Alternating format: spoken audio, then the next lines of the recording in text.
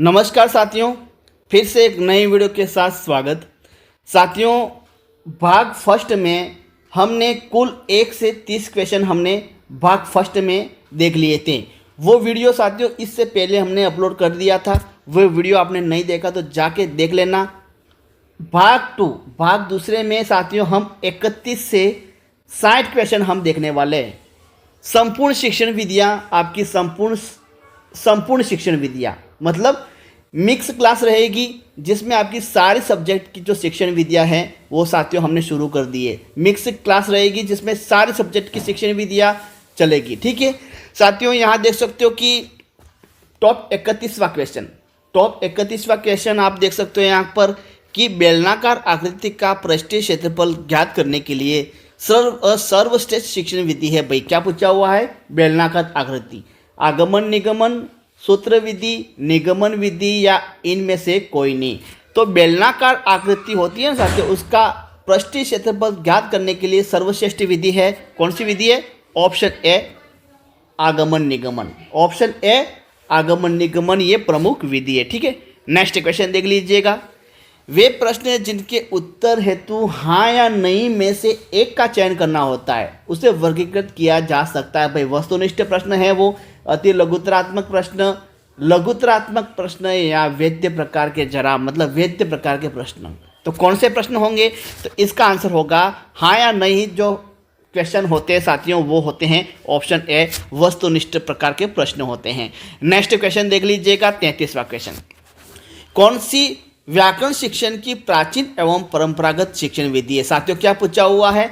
सबसे पहले यहाँ प्राचीन पूछा हुआ है एवं परंपरागत पूछा हुआ है।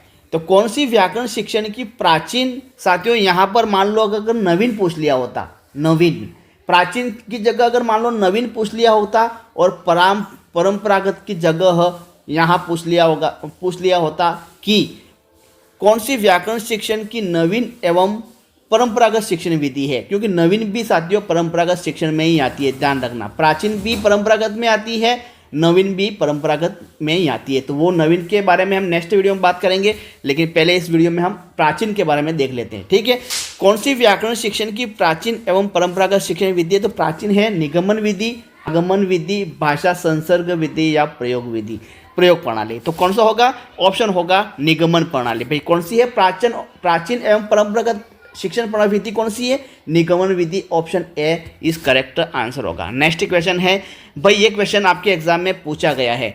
वर्णों का उच्चारण क्रम होता है भाई, सबसे पहले स्वर होते हैं, व्यंजन शब्द वाक्य होते हैं, या स्वर व्यंजन वाक्य शब्द होते हैं? सबसे पहले व्यंजन वाक्य शब्द स्वर होते हैं, या इनमें से कोई नहीं? तो क्या होता है जल्दी से बताइए। तो इसका है साथियों ऑप्शन ए। सबसे पहले क्या होते हैं भाई? स्वर होते हैं। स्वर सबसे पहले आते हैं, उसके बाद व्यंजन आते हैं, उसके बाद शब्द आते हैं साथियों, उसके बाद क्या आते हैं? वाक्य आते हैं। तो ऑप्शन ए इस करेक्ट आंसर होगा।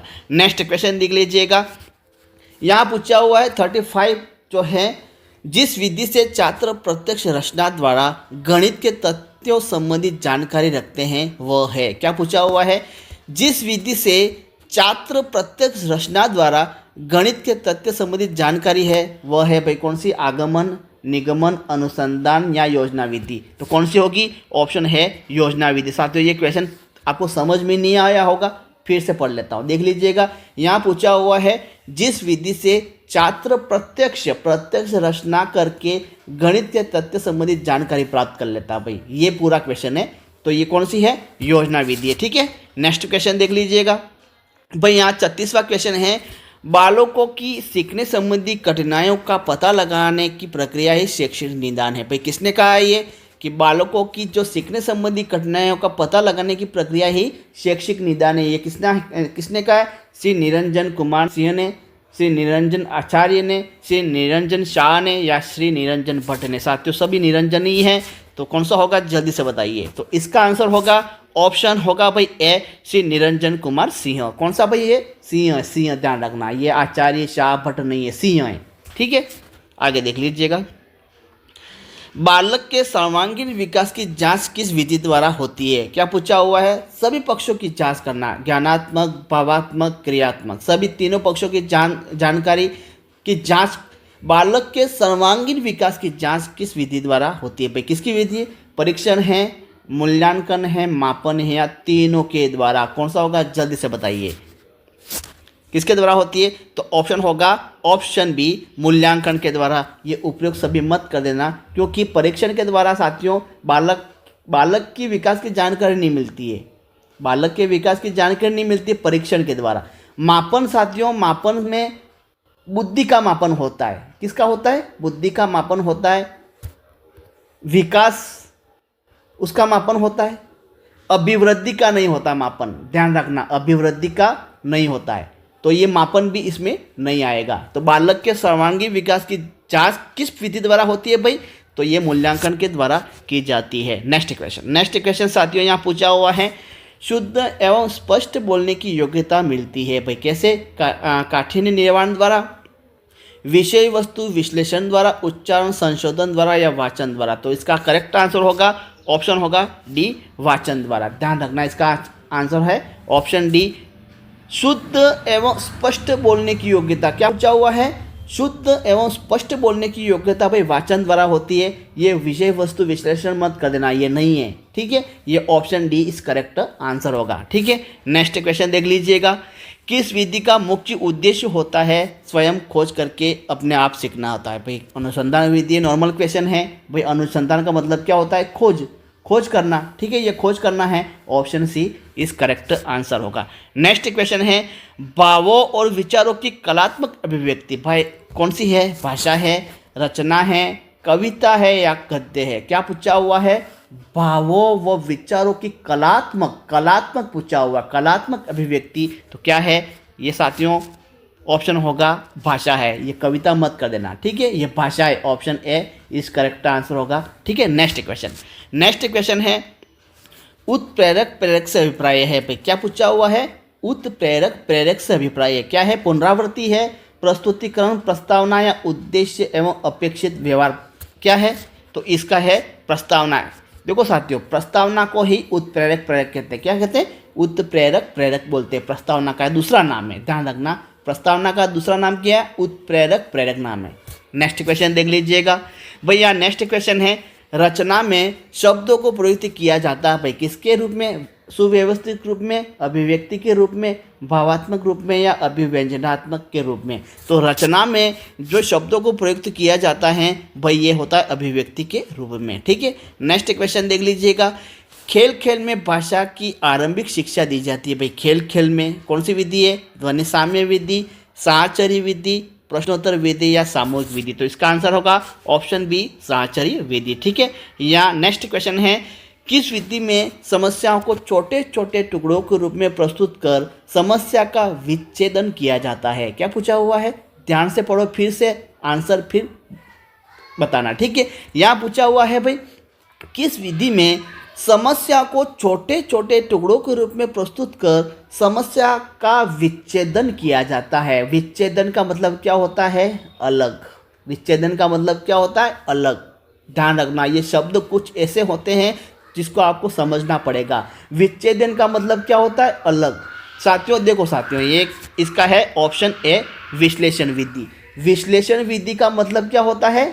अलग करना, अलग अलग करना, भागों को क्या करना? अलग अलग करना। संश्लेषण का मतलब क्या होता है? आपस में जोड़ना होता है। अलग अलग भागों को क्या करना होता है? आपस में साथियों जोड़ना होता है। ये संश्लेषण विधि है। यहाँ विच्छेदन पूछा हुआ है, विच्छेदन का मतलब क्या होता है? अलग करना। क्या होता है? अलग करना। तो अलग किस विधि के द्वारा होता है? ऑप्शन ए, विश्लेषण विधि के द्वारा होता है। नेक्स्ट क्वेश्चन देख लीजिएगा, आस्था, श्रद्धा, प्रेम, सहृदयता और संवेदनशीलता के गुण शिक्षण के किस उद्देश्य के अंतर्गत आते हैं? साथियों एक तो पूछा हुआ आस्था, उसके बाद श्रद्धा, प्रेम, सुहृदयता और संवेदनशीलता के गुण शिक्षण के किस उद्देश्य के अंतर्गत आते हैं? साथियों नॉर्मल क्वेश्चन है, ये सद्वृत्तियों का विकास होता है। किसमें होता है भाई? ये सहृदयता, आस्था, श्रद्धा, प्रेम, ये सद्वृत्तियों के विकास के अंतर्गत आता है। नहीं सॉरी, या भाषा तत्व का ज्ञान प्राप्त करना। साथियों नॉर्मल क्वेश्चन है लेकिन गलत कर दिया, देख लीजिएगा, जल्दी में ऐसा ही होता है। भाषा तत्व का ज्ञान प्राप्त करना होता है, ऑप्शन सी इस करेक्ट आंसर होगा। नेक्स्ट क्वेश्चन देख लीजिएगा, ध्वनि की सबसे छोटी इकाई क्या है? ध्वनि की पूछ रहा है यहाँ पर। भाषा, वर्ण, शब्द और वाक्य। क्या है मुझे पता, आप वर्ण करोगे लेकिन वर्ण नहीं है, भाषा है। ध्वनि की पूछ रहा है यहाँ। ध्वनि की क्या होगी भाई, ध्वनि की सबसे छोटी इकाई होगी भाषा, और भाषा की सबसे छोटी इकाई क्या होगी भाई, वर्ण होगी, और वर्ण की सबसे छोटी इकाई क्या होगी, शब्द होगी, और शब्द की सबसे छोटी इकाई क्या होती है, वाक्य होती है। ध्यान रखना ये क्रम होते हैं साथियों। तो ध्वनि की सबसे छोटी इकाई होती है, क्या होती है, ऑप्शन ए भाषा होती है। नेक्स्ट क्वेश्चन देख लीजिएगा। गद्य शिक्षण में सर्वाधिक महत्व किसका होता है भाई, किसका होता है गद्य शिक्षण में, मौन पठन का, सस्वर पठन, आदर्श वाचन या मौन वाचन, कोई नहीं। तो गद्य शिक्षण में नॉर्मल क्वेश्चन है मौन पठन, ठीक है भाई। यहाँ पूछा हुआ है छात्र शुद्धता पूर्वक तभी भाई लिख सकते हैं, शुद्धता पूर्वक तभी लिख सकते हैं कब, जब अपने त्रुटियों का ज्ञान हो, उन त्रुटियों से अभिभावक को परिचित कराया जाए, जब छात्रों को दंडित किया जाए, जब शिक्षक उन त्रुटियों को सुधारने दे। भाई ऑप्शन होगा इसका होगा ऑप्शन ए, जब अपनी त्रुटियों का बच्चों को ज्ञान हो जाता है तो वो त्रुटियां शुद्धता में आ जाती है, ठीक है। आगे देख लीजिएगा।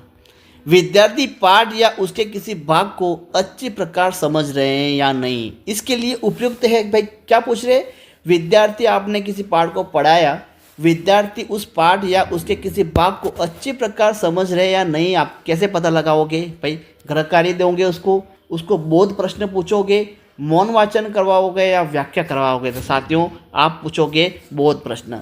बोध प्रश्न का मतलब समझ आधारित, उसी पार्ट में से क्वेश्चन बनाते हुए आप बच्चों को क्या करोगे, क्वेश्चन पूछोगे, और वो बच्चा मान लो कि उस क्वेश्चन का आंसर सही दे रहा है, इसका मतलब वो पार्ट वो समझ चुका है, ठीक है। नेक्स्ट क्वेश्चन देख लीजिएगा।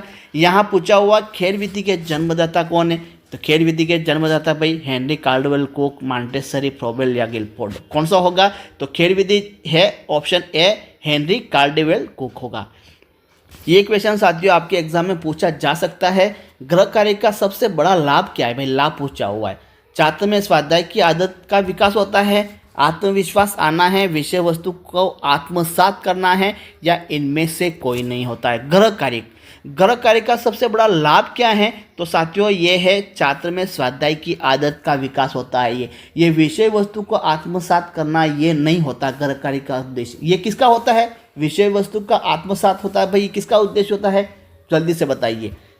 विषय वस्तु को आत्मसात करना ये मौखिक कार्य का उद्देश्य होता है। किसका होता है साथियों, मौखिक कार्य का उद्देश्य क्या है, मौखिक कार्य से बच्चों में क्या लाभ मिलती है, विषय वस्तु को आत्मसात करने की ज्ञान प्राप्त होता है। और गृह कार्य का होता है छात्र में स्वाध्याय की आदत का विकास होता है। नेक्स्ट क्वेश्चन यहाँ पूछा हुआ है अध्यापक द्वारा कक्षा में दिए गए व्यक्तिगत वाचन, भाई क्या है, कक्षा में जो अध्यापक खुद वाचन करता है उसको क्या कहते हैं, ऑप्शन बी आदर्श वाचन कहते हैं, ठीक है। यहाँ पूछा हुआ है गद्य शिक्षण की उपयुक्त विधि है भाई, कौन सी है, हर्बटिक पंचपदी, प्रश्नोत्तर, तुलना या समीक्षा। तो साथियों ये है ऑप्शन ए, ये हर्बर्ट की पंचपदी जो होती है वो गद्य शिक्षण के अंतर्गत आती है, बल्कि प्रश्नोत्तर, तुलना, समीक्षा ये किस में आती है, ये आती है पद्य में आती है, ध्यान रखना, ठीक है। आगे देखिए बीज गणित शिक्षण की उपयुक्त विधि है साथियों। ये क्वेश्चन 2015 लेवल 1 में ये क्वेश्चन गणित शिक्षण में पूछ लिया गया है कि बीज गणित शिक्षण की उपयुक्त विधि कौन सी है। तो साथियों बीज गणित की कौन सी विधि है, प्रायोगिक विधि, आगमन विधि, समीकरण विधि या व्याख्यान विधि। तो बीज गणित की है समीकरण विधि है, ध्यान रखना। वार्षिक योजना प्रमुख रूप से उपयोगी है साथियों, ये मैंने पिछली वीडियो में ये क्वेश्चन मैंने बताया था कि वार्षिक योजना प्रमुख रूप से किसके लिए है साथियों, ये शिक्षक के लिए, छात्र मत कर देना, शिक्षक के लिए है। रचनात्मक लेखन की कौन सी विद्या अर्थ ग्रहण करने के लिए सर्वाधिक उपयुक्त है। यहाँ पूछा हुआ है रचनात्मक लेखन है, क्या पूछा हुआ है, रचनात्मक लेखन के लिए कौन सा विद्या अर्थ ग्रहण करने के लिए सर्वाधिक उपयुक्त है। तो निबंध है, अपठित है, कहानी है या पद्य है। तो जल्दी बताइए इसका आंसर क्या होगा। तो रचनात्मक लेखन जो होता है उस लेखन की कौन सी विद्या अर्थ ग्रहण करने के लिए सर्वाधिक उपयुक्त है। तो ये है ऑप्शन सी कहानी, कौन सी होगी, कहानी होगी। नेक्स्ट क्वेश्चन देख लीजिएगा। भाषा से संबंधित सहशैक्षिक कार्यों का क्षेत्र है भाई, सांस्कृतिक कार्यक्रम, सामाजिक, साहित्यिक या सांस्कृतिक क्रियाकलाप। तो भाषा से संबंधित सहशैक्षिक कार्यों के क्षेत्र में है सहशैक्षिक। क्या पूछा हुआ, एक तो शैक्षिक आता है भाई, एक शैक्षिक आता है, एक आता है सहशैक्षिक। सहशैक्षिक में क्या आता है, यहाँ देख लीजिएगा ऑप्शन सी साहित्यिक कार्यक्रम। सभी साहित्यिक कार्यक्रम जो होते हैं ना वो सहशैक्षिक में आते हैं। ठीक है, 57 क्वेश्चन देख लीजिएगा। किस विधि द्वारा मानसिक, सामाजिक तथा शारीरिक शक्तियाँ क्रियाशील होती है? भाई किस विधि के द्वारा? समस्या समाधान विधि है, खेल विधि, प्रश्नोत्तर विधि या प्रयोग प्रदर्शन विधि? कौन सी विधि है साथियों? जल्दी से इसका आंसर बताइए।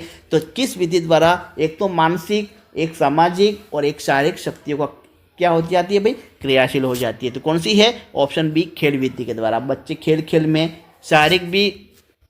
शारीरिक क्रियाशील हो जाती हैं, सामाजिक भी हो जाती है और मानसिक भी उसका अच्छा रहता है। ठीक है, नेक्स्ट क्वेश्चन, काव्य शिक्षण में किसका महत्व भाई अधिक है? काव्य शिक्षण में महत्व अधिक है, विचार विश्लेषण विधि है।